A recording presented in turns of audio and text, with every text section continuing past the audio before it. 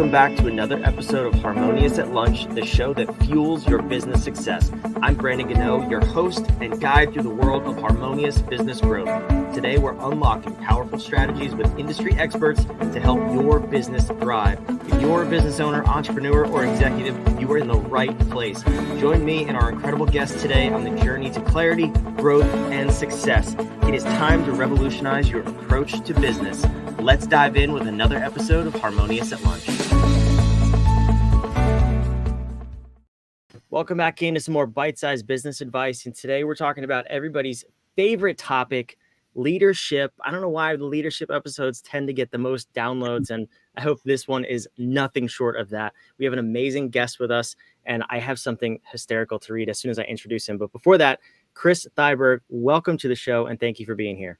Brandon, thanks so much. I'm really glad to be with you and your audience. Hi, folks. We're glad to have you here. I just read this as the intro was playing. I read the first part of it, the topic that you submitted for the show. You said, I help work suck less, one evolving leader at a time. And I was like, that's funny. That's awesome. I can't wait to talk about that. And then I read part 2 of that sentence, which is, I view myself as a leadership midwife. I can't have the baby for you, but I can support you through the challenges. Chris, babies in leadership, you got to help me understand how this is a related concept today. Okay. Well, let's come at this first by establishing the basic principle. The quality of our businesses, our enterprises depend entirely on leadership. If leadership is working well and creating the conditions for thriving and growth and creativity and creating real value in the world, success. But you can have every other thing right, and a bad leader is going to tank that every time, without exception. It's true in families, it's true in governments, it's true in your businesses. It's just true. Now, when I meet with leaders, and I want you to be seeing yourself in this conversation, not me. Look at yourself. Imagine you got a mirror. I'm with leaders who are at a growing edge, where more of what they've always done, in fact, they've defined their entire identity around this, it's actually not working. They're getting in their own way. And oftentimes they come in a panic. I'm at a growth stage of the business and I can't get there. I just got promoted and now I have my first 360 and I find out my team hates me. Like, what the heck? And they come in with a place kind of saying, I must be broken, right? Chris, fix me. And I say, you're not broken. A great coach begins with, Brandon, as a leader, as a business owner, as an entrepreneur, you are already whole. You're already resourceful. You're already capable. You're already resilient. You just might not be tapped into all that right now. And so if I come to you with that, then I put it this way, you're already pregnant with the next great leader you are going to be. It's already there. No matter how crappy things seem right now, you already have greatness there. You just need sometimes a partner to walk alongside this growing edge, this birthing process, to get what's in there up and out of you and out into the world, to find the stuff that makes value, that really creates better life for all the stakeholders you have, your employees, your customers, your partners, your investors, the communities, the planet. So that's why I use that metaphor that I'm a midwife. I love it. I think it relates beautifully to, especially how you said the next version of you're already pregnant with. So you also said something interesting too, and that is that when you're promoted to a leader, some people don't think that they have it within themselves to be a leader. If we oversimplify this, which I know what I'm doing here, we're oversimplifying and saying there are 2 types of leaders: those who are born to be leaders and those who are not, but find themselves in a leadership role. Where do you find yourself being called in most often? Because I would think even people who are born to be leaders, I mean, they want to be better, right? Yeah. But which people are asking for help more frequently? I'm going to have to say it's 50-50, and that's not, being coy about it. There are people who do come in feeling, I already know I'm a good leader. In fact, I sense since I was 5, I've been meant to be a leader. But I'm at this place, like I said, the growing edge, where actually if I keep just trying harder and faster and louder to do what was the thing, It's actually counterproductive. I'm getting in my own way.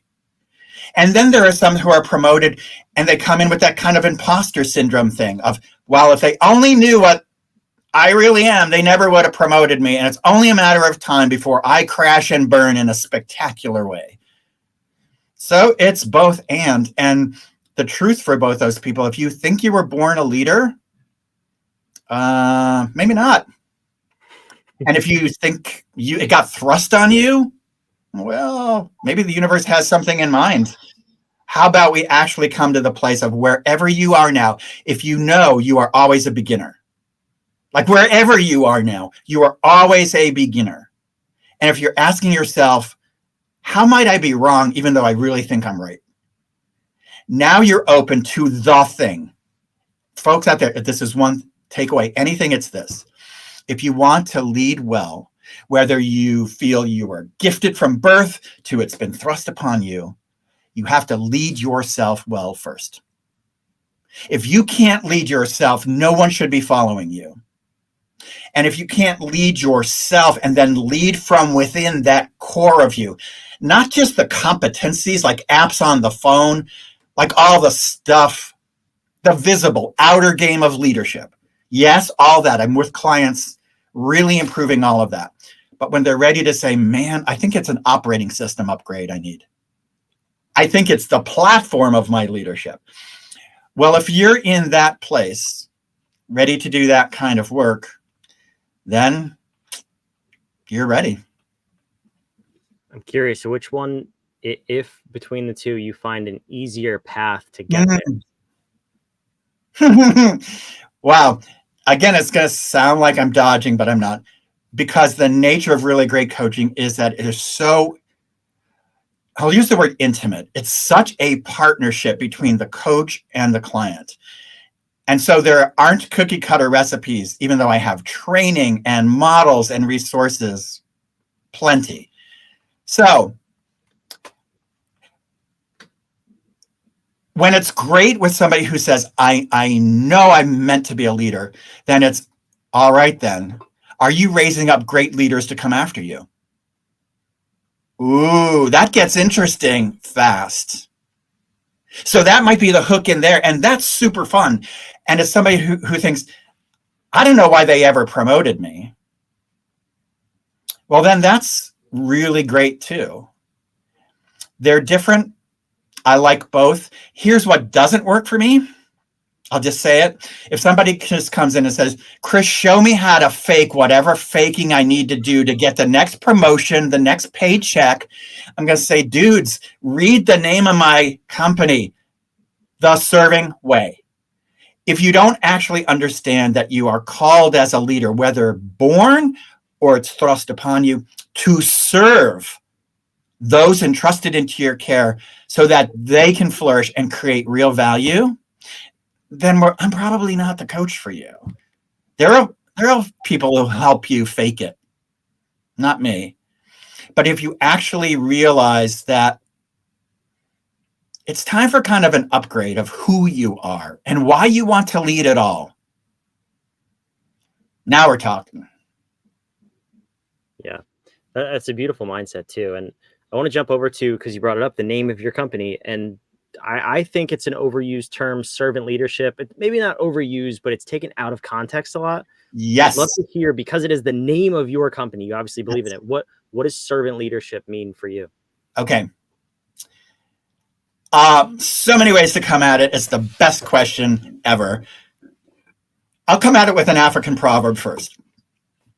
When the way is clear in daylight, the leader is in the back carrying the baggage. That's one form of serving. It's the one people go to. Oh, serving leader is soft. It's all kumbaya. It's all, let me take care of you, Brandon. Let me serve you. Relationships, results don't matter. Let's all just be one big happy family. No. Just no. The other part of the proverb is when it's dark and dangerous, the leader goes out front with a torch. That's just as much serving, especially when we're in whitewater conditions of complexity, which we're all in. What I mean by that is It's volatile, it's uncertain, it's complex, it's ambiguous. We don't even know the right questions to ask. We don't even know where the cause and effect lines go. In that space, to be a true servant, to serve as a leader, means it could be really rough. We might have to reinvent. There might be layoffs. We might utterly fail, but we're going together, and I'm going out front. And when we succeed, you are the stars. And if we bump, that's on me. I'm the leader. So see, the serving is about leading wisely and well. And the leading is about serving wisely and well.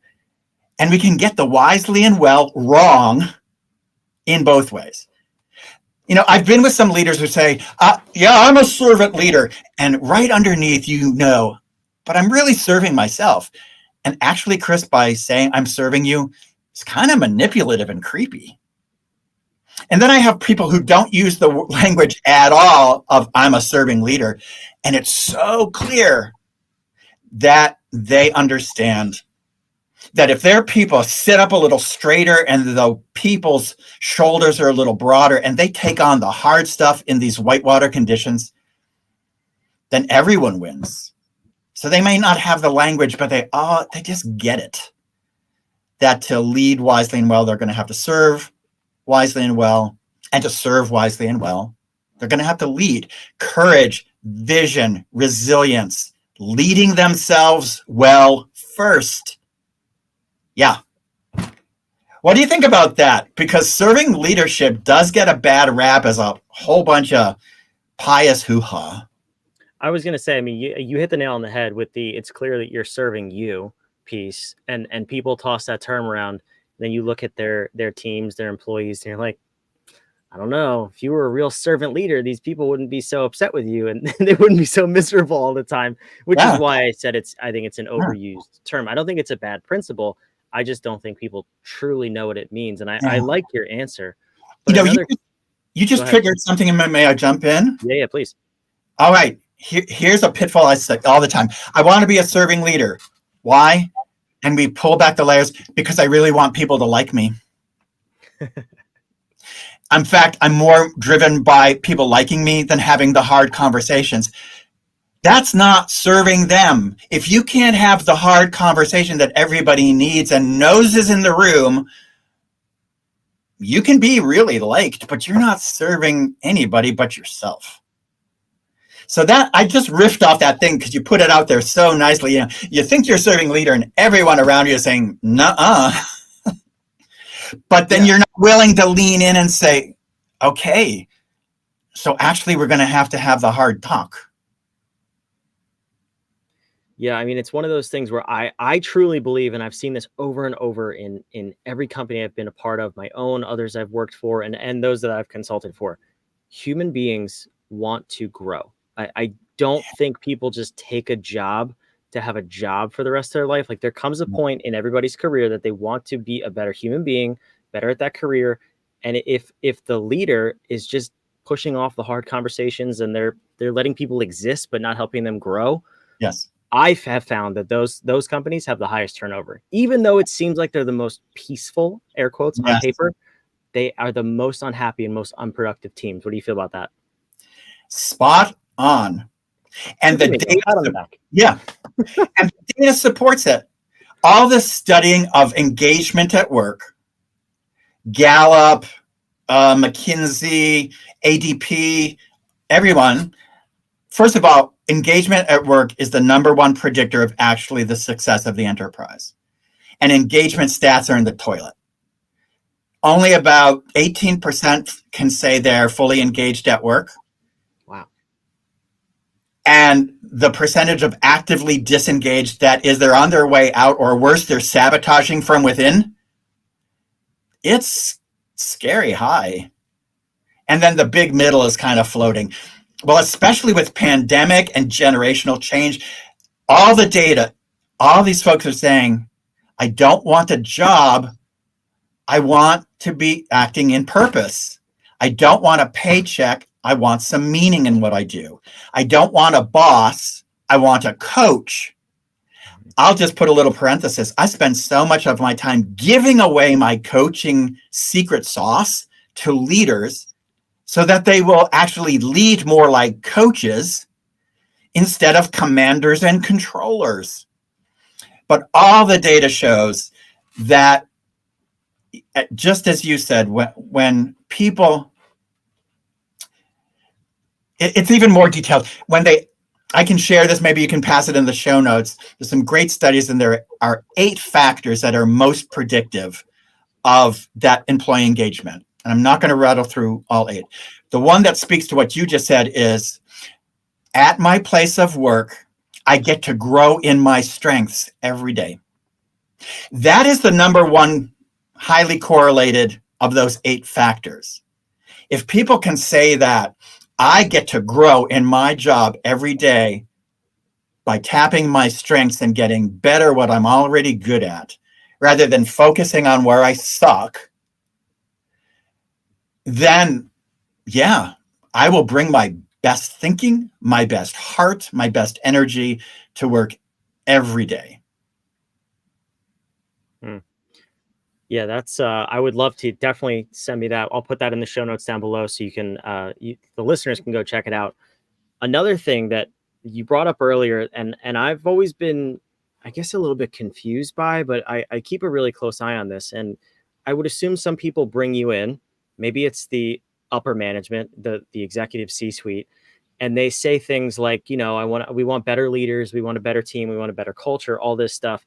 But you said the core of leadership is being able to lead yourself. And I see a lot of people in leadership roles who don't have the discipline, whether that's to keep their own physical shape, mental shape, whatever it is. And they're expecting others to be, this picture of leadership or whatever the situation may be. How often do you see that happening? And how do you go about making someone lead themselves first before they start to really lead others? Yeah. Let me start with sort of a very pragmatic thing. I don't do any engagement that doesn't involve an alignment with the sponsor stakeholder. That's the person who says, hey, we think Brandon needs some coaching. And then Brandon, you, and the 3 of us have to agree, why are we here? Because if the boss just wants me to fix you, it ain't going to happen. And if you want growth and stuff, but your boss actually talks the talk, but actually doesn't want to see you grow up in your own power, then okay. So there's a triangulation where the client's goals and the organization's goals have to mesh, and it has to be done out loud. It's an explicit form of contracting, so all the stakeholders are getting their needs met. And people are paying me real money for real performance results that stakeholders can point to and say, yeah, there's evidence that Brandon is actually really better at these things. Cool. So what about this lead from within? Well, I can't make people take this place, go to that place. What happens is that we start from the outside always. We start above the waterline of the iceberg. What's the actual behavioral stuff that's getting in your own way? And when the time is right, they begin to say, if I really want to change in a very sticky way, how my outward performance, what I say, what I do, how I show up, the techniques, the competencies, and I'm mispronouncing it on purpose, so you hear me, the competencies of leadership. They get really aware, if I want that stuff to last after Chris has put himself out of a job coaching me, which is my job, to put myself out of the job, well, then they realize I've got to go below the waterline of the iceberg. How do I make meaning of the world? What are my limiting beliefs that I've always thought are true, but they're not? What stories do I tell myself that hold me back? Where do I actually have immunity to change? Which means I can say I'm really committed to changing, but I don't, which actually means I'm not committed. That's an inner thing. And it always comes down to the person finds out I'm committed to other things and I didn't even know what they were. Let me go back to that example. The person who says, I'm really committed to leading with a bit more presence and influence. Cool. Why aren't you doing it? Well, I'm actually more committed to being liked. Oh, that's an insight, who you are, why you lead. And that's where the pivot comes. It comes very naturally. Like a midwife, I don't make anything happen. That baby's coming. But I help people know, leaders know, hey, it's time to push. No, it's time to breathe and relax. Do you want an ice chip? And so I hope that answers why that leading oneself first organically emerges in the partnership between me and clients. And I'm fine if it doesn't emerge much or only very late, because I always meet a client where they are and go with them where they want to go at their pace. But I've never yet had a client, and I've had hundreds, who don't eventually look at that place and say, yeah, it's an inner game. The inner game of my leadership drives the outer game every time. As I said before, and the leadership is the determining factor. Is this a viable enterprise? Absolutely. I couldn't agree more. And I love your take on it too. It's so, you would think common sense, but it's not common practice, at least in the That market. is a brilliant distinction. That's lovely.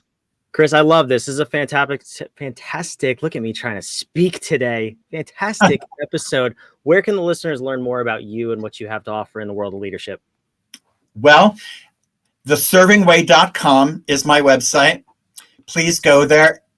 And I hope you'll find that you see yourself. I want you to come to that website and say, I don't know what it is, but Chris actually already gets where my pain is and where my potential is. Because this is always about you, the client. If I use another metaphor, you are always Fred Astaire. You always lead. I am Ginger Rogers.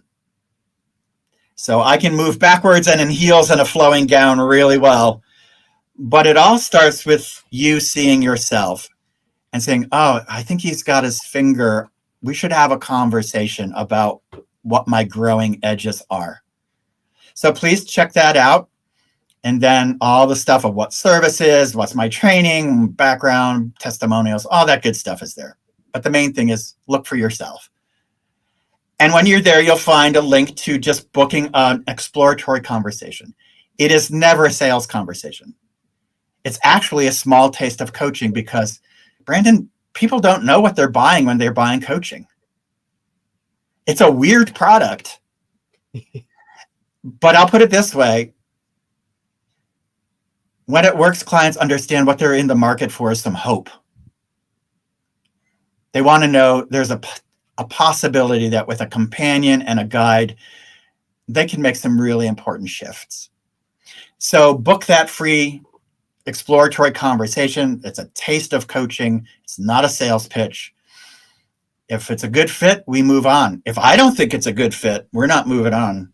Even if you think it is, this is our dance together. And so in the show notes you've given in calendly.com, the_serving_way, cool. And you'll find the same link at the website. And then if you're a LinkedIn fan, just search for me under my name, Chris Thyberg. And you'll find all the stuff that you'd expect at a LinkedIn, including the stuff that I publish periodically there. Or just simply gifts to other coaches and gifts to leaders of, hey, I usually see this with a client. And when they're struggling with this, these two new thoughts tend to unlock a lot of new practices. And when they try some of those on, stuff happens. Here you go. Take it. Try it. Because I trust that if I serve you first, if I serve you first, last, and always from the very first conversation on, the universe is going to take care of me when it comes to having the clients I need and the clients that are my joy, the way I fulfill my own purpose, my own calling. And I come to this after like 30 plus years of senior leadership, working in firms and leading other leaders and advising the C-suite. This thing of coaching is my legacy. It's why I'm still on the planet. So there you go. I love it, Chris. Thanks for being here. This was a great episode. Thank you so much, Brandon. I've enjoyed it. And I totally dig the name of your firm and this upside down ?D. It's brilliant. Gotta love it. If you're listening and not watching, come over to the YouTube party every now and then and just see the obnoxious question mark behind me. But we love having you. Thank you for listening to this show. Make sure you subscribe. And yes, everything Chris said, all of the links, all of the goodies down below in the show notes, wherever you are. Remember, we put out these episodes 5 days a week because we're a little crazy, but we also want to help you grow your business. In this case, uplevel your leadership and get to that next level so you can grow and build a more harmonious business and life. We'll see you on tomorrow's episode. Thanks for tuning in.